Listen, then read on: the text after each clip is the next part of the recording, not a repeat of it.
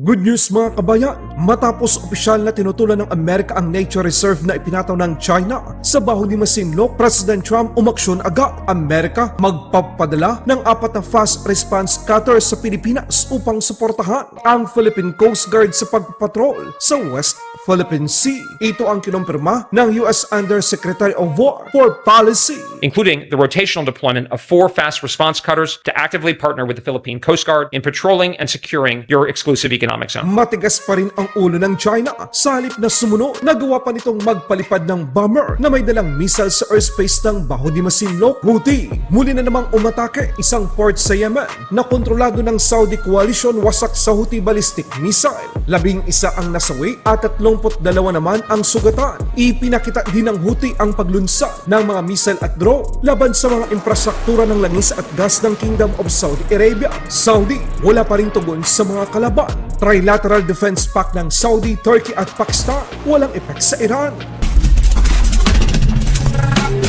Houthi muling naglunsad ng pag-atake sa mga kaalyado ng Kingdom of Saudi Arabia sa Yemen. Ipinakita ng Houthi ang paglunsad ng kanilang mga ballistic missile at drone kung saan tinamaan ang Yemen Al-Makka Port. Ito ay isang strategic area para sa Kingdom of Saudi Arabia at sa mga kaalyado nito. Mahigit 20 ballistic missile ang tumama sa nasabing port. Target ng Iran proxy ang mga armas na isinupply ng Saudi Arabia sa military ng gobyerno ng Yemen. 11 na ang nasawi sa panig ng mga kaalyado ng Kingdom of Saudi Arabia at 32 naman ang sugatan. Iniulat din na malaki ang naging pinsala ng mga pangkomersyal ng mga infrastruktura, mga supply sa pagkain at marami pang iba. Sa pinakabagong video inilabas ng Houthi, ipinakita nila ang paglunsad ng maraming mga ballistic missile at drone kung saan ito ang kanilang ginamit upang tamaan ang mga pasilidad sa oil at gas ng Kingdom of Saudi Arabia. Ayon sa Houthi, ito ang kanilang tugon sa ginawang airstrike ng Kingdom of Saudi Arabia at mga kakampi nito noong nakalipas na mga linggo.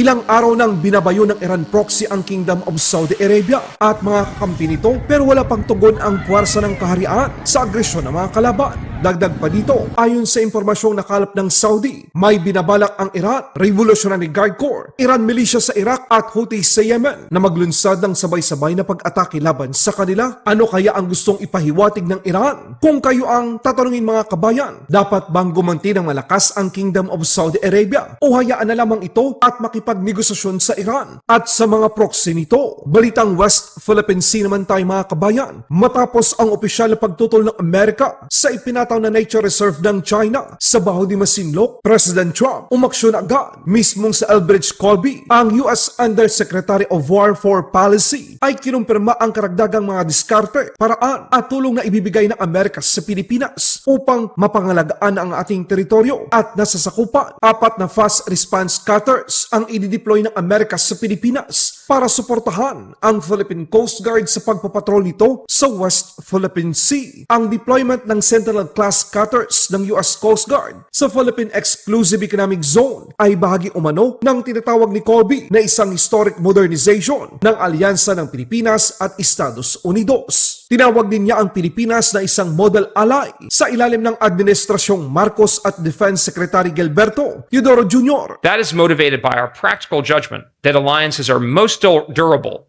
when they are based on shared responsibility, mutual interests governed by pragmatic respect, and underwritten by real capability on both sides, rather than permanent dependency. We are looking for partners, not protectorates. When our partners are strong, deterrence is strong. And that is exactly what we have here in Manila under the leadership of President Marcos, Secretary of National Defense Teodoro, and other key leaders.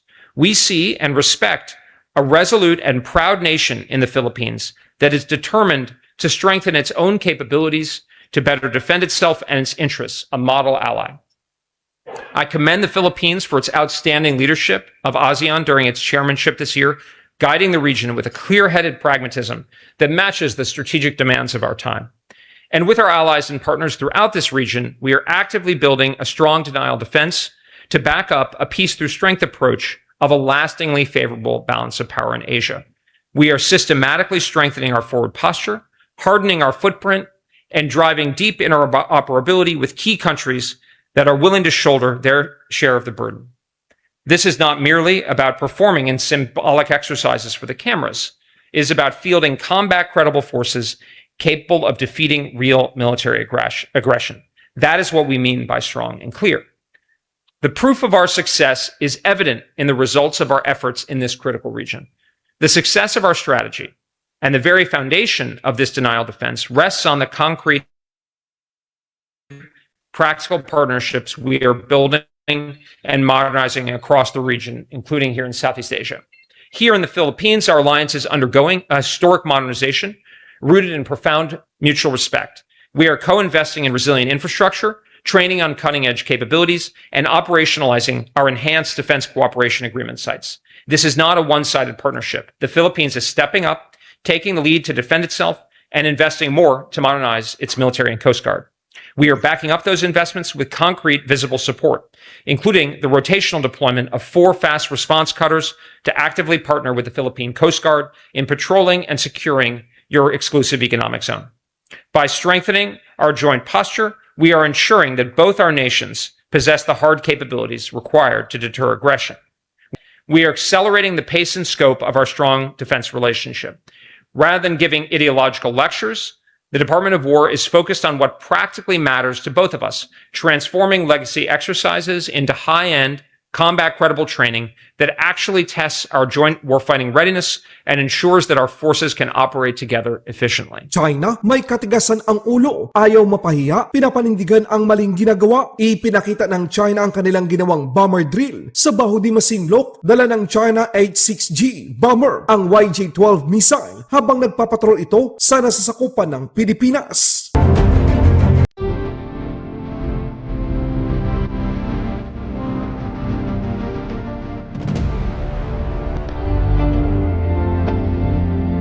刚才短片中谈到重点发射的需求，也可以为体系提供更多的数据的支撑。那么第二个科目呢，就是威慑巡航。应该说，轰六队在威慑巡航中是扮演了绝对的主角的角色。它实际上呢，就是在宣示中国捍卫主权和海洋权益的坚强的决心。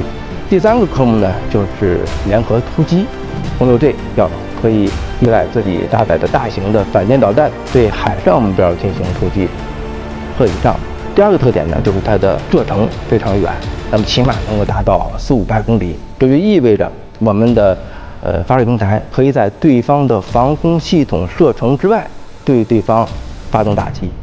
第三个特点呢，就是威力非常大，只要一枚命中就可以有效的瘫痪对方的大型的水面战舰，甚至可以说是航母杀手。Laban Pinas.